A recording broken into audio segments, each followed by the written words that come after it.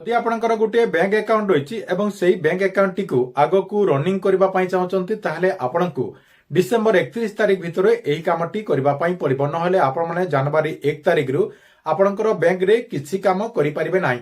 ଆପଣଙ୍କର ନୂଆ ଆକାଉଣ୍ଟ ଖୋଲି ପାରିବେ ନାହିଁ, ତା ସହିତ ଆପଣଙ୍କର ବ୍ୟାଙ୍କ ଆକାଉଣ୍ଟରେ ଟଙ୍କା ୱିଥଡ୍ରଲ୍ କରିପାରିବେ ନାହିଁ। ଆପଣଙ୍କର debit card, credit card, mutual fund ସବୁକିଛି ଆପଣଙ୍କର ବନ୍ଦ ହେଇଯିବ। ମେନଲି ଆପଣଙ୍କର ଯୋଉ ସାଲାରୀ ଟଙ୍କା ରହିଛି ସେହି ସାଲାରୀ ଟଙ୍କା ମଧ୍ୟ ଆପଣଙ୍କ ବ୍ୟାଙ୍କ ଆକାଉଣ୍ଟରେ ଆସିପାରିବ ନାହିଁ କିମ୍ବା ଆପଣମାନେ ତାହା ୱିଥଡ୍ରଲ୍ କରିପାରିବେ ନାହିଁ, ଯାହାକି କେନ୍ଦ୍ର ସରକାରଙ୍କ ତରଫରୁ ଏହି ନେଇ ନୋଟିଫିକେସନ ଆସିଯାଇଛି, ଯାହାକି ଆପଣଙ୍କୁ ଡିସେମ୍ବର 31 ତାରିଖ ଭିତରେ ଏହି କାମଟି କରିବା ପାଇଁ ପଡିବ। ତେବେ ଆପଣଙ୍କୁ କଣ କରିବା ପାଇଁ ପଡିବ ଦେଖନ୍ତୁ, ଡିସେମ୍ବର 31 ତାରିଖ ଭିତରେ ଆପଣଙ୍କର ଯୋଉ ପାନ କାର୍ଡ ରହିଛି ସେହି ପାନ କାର୍ଡରେ ଆଧାର ଲିଙ୍କ କରିବା ପାଇଁ ପଡିବ। ଆପଣଙ୍କର ଯୋଉ ଆଧାର କାର୍ଡଟି ରହିଛି ସେହି ଆଧାର କାର୍ଡଟିକୁ ପାନ କାର୍ଡରେ ଲିଙ୍କ କରିବା ପାଇଁ ପଡିବ। ଯେଉଁମାନଙ୍କର ଲିଙ୍କ ହେଇନଥିବ ସେଇମାନଙ୍କର ଯାହାକି ବ୍ୟାଙ୍କ ଆକାଉଣ୍ଟଟି ବନ୍ଦ ହେଇଯିବ, ଅର୍ଥାତ୍ ଆପଣଙ୍କର ଯାହା ବି ବ୍ୟାଙ୍କ ରିଲେଟେଡ୍ କାମ ରହିଛି ସବୁକିଛି ଯାହାକି ବନ୍ଦ ହେଇଯିବ।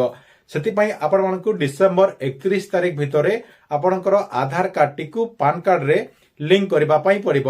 ଯଦି ଆପଣମାନେ ଡିସେମ୍ବର 31 ତାରିଖ ଭିତରେ ଆଧାର କାର୍ଡଟିକୁ ପାନ କାର୍ଡ ଯଦି ଲିଙ୍କ ନ କରୁଛନ୍ତି ଆଗକୁ ଆପଣଙ୍କୁ ଯାହାକି 1000 ଟଙ୍କାର ଫାଇନ ଦେଇକି ଲିଙ୍କ କରିବା ପାଇଁ ପଡିବ। ସେଥିପାଇଁ ଯେଉଁମାନେ ଏପର୍ଯ୍ୟନ୍ତ କରିନାହାନ୍ତି ସେମାନେ ଯାହାକି ଡିସେମ୍ବର 31 ତାରିଖ ଭିତରେ ଆଧାର କାର୍ଡଟିକୁ ପାନ କାର୍ଡରେ ଲିଙ୍କ କରିଦିଅନ୍ତୁ, ଯାହାଦ୍ୱାରା ଆପଣଙ୍କର ସବୁ କାମ ଯାହାକି ଜାନୁଆରୀ ମାସରେ ଠିକ ଠାକ ରେ ଚାଲିବ।